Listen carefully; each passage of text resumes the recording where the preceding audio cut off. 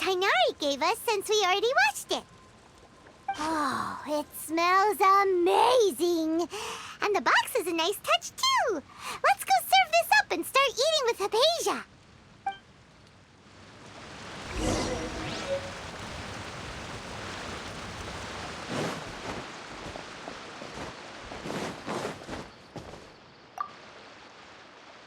Are you already finished cooking?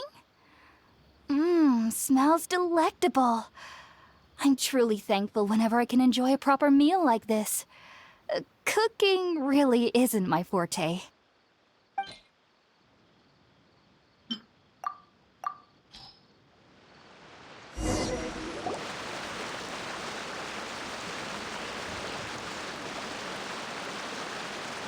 Even though everything you mentioned was in Tainari's letter, it's still hard to believe you were able to connect with Irminsul immediately after smelling Spiritborn eel for the first time. It took me nearly 3 years before I could do so. And everyone at the Academia even lauded me as a genius. You should know that some researchers spent their entire lives without ever successfully connecting with Irminsul as you have. So why does this incense allow people to connect to Irminsul? The ingredients used to make Spiritborn ale primarily consist of plants created by Greater Lord Rukkhadevata. These special ingredients are conducive to heightening our senses to the Dendro Archon's power. Since the root of the Dendro Archon's power lies within Irminsul, we can occasionally tap into her powers to peer into the depths of the earth. Naturally, anyone who can establish a connection with Irminsul in their first ever attempt must be a person of great understanding. Makes sense. But Paimon's got a question. Why was she sensitive to the smell of those plants for such a long time? That was primarily due to her body's unique constitution. Stimulated by the incense, she could perceive the Dendro Archon's power and experience the sensory overload, hence the adverse reactions. Taking in any scent similar to the ingredients of Spiritborn ale would cause adverse effects. Not to worry, though. It appears you've already fully recovered. Technically, your body should still be sensitive to the powers of the Dendro Archon, but unless you're using intentional meditation techniques, the scent of Spiritborn ale should no longer trigger such reactions. Whew. Well, that's a relief. I must admit, I am quite envious of your abilities. Even if it meant suffering from pounding headaches for the rest of my life, I'd consider it worthwhile so long as I could connect with Irminsul at will. Whoa, you're really serious about this whole thing, aren't you? I am a researcher after all. As a member of the Ritaoist Archon at the Academia, my main area of research is the stars and their connection to the fate of living beings. But there is still so much we don't know, especially regarding the mysteries that lie in the starry skies. Which is why I must turn to the all-knowing Irminsul for answers. If only my perception wasn't so limited. Unfortunately, I cannot guarantee that my every attempt to attune with Irminsul will be successful, or that doing so will leave my consciousness intact. I am currently in the stage of training known as Satyavada life. Many researchers in Sumeru have lost their minds while seeking to attune with Irminsul during this stage. Sages have said that Irminsul contains divine knowledge, and touching such knowledge without the proper preparations and abilities will only lead to one's mind caving in on itself.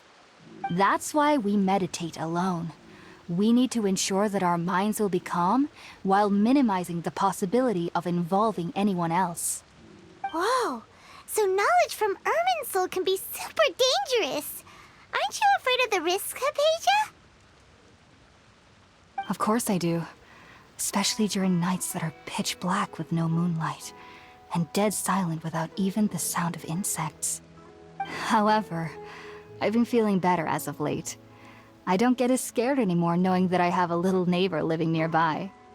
I believe that being able to see them is a sort of blessing from the Dendro Archon.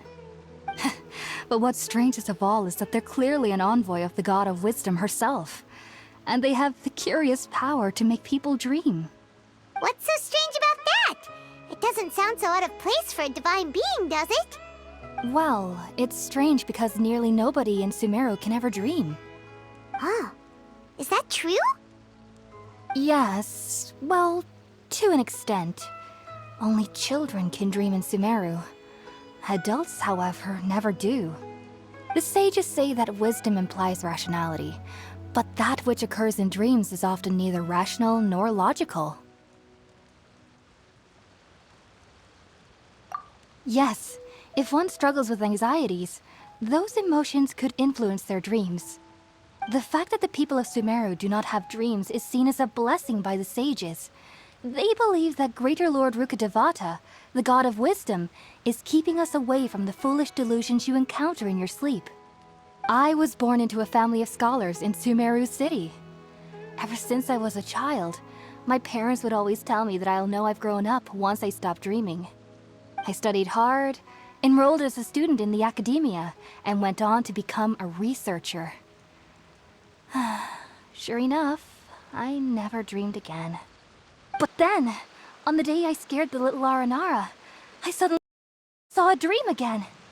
It was incredible.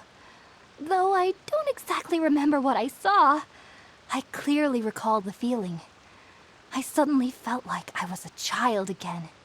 Back then, I was foolish and ignorant as any youth would be, but I was free of fear. Maybe dreaming isn't as bad as we've made it out to be.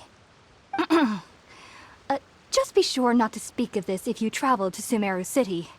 They'll look at you as if you've lost your mind. So, do you have any thoughts about the things she saw when she connected with Irminsul? Sorry. I'm afraid I don't have any answers as of now. All I can say is that what you saw is a memory contained within Irminsul itself. World forget me. What could that possibly mean? If only I could ascend past Satyavada life and begin Paripurna life, I might have some more answers for you. If you two are ever in the area again, please be sure to come and see me. There's no need to be thanking me. You two are my saviors. Besides, I'm already looking forward to tasting some more of your cooking.